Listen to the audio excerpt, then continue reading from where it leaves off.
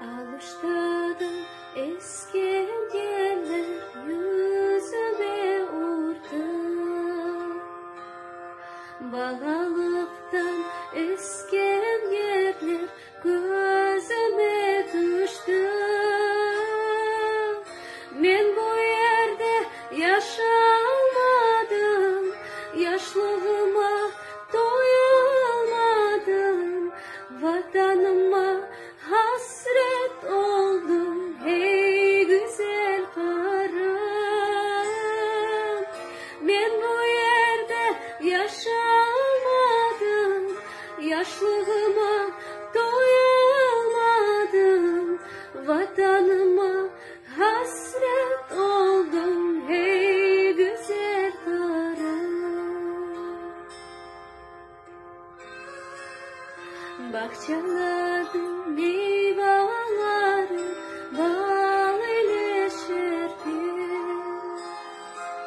Sularını içe içe doyamadım ben.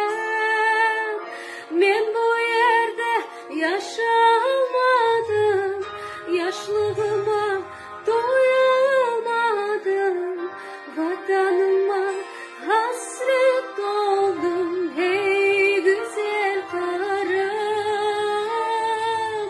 Men bu yerde yaşamadım, yaşlığıma doyamadım, vatanıma hasret oldum hey güzel karım.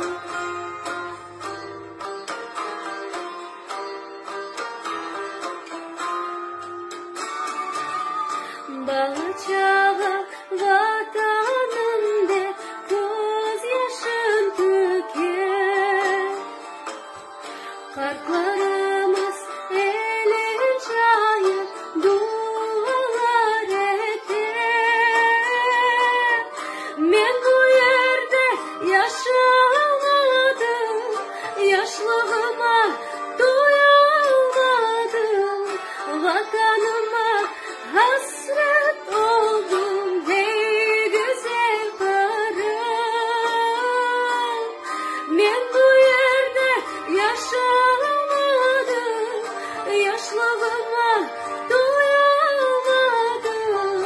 vatanıma hasret oldum ey güzel karım.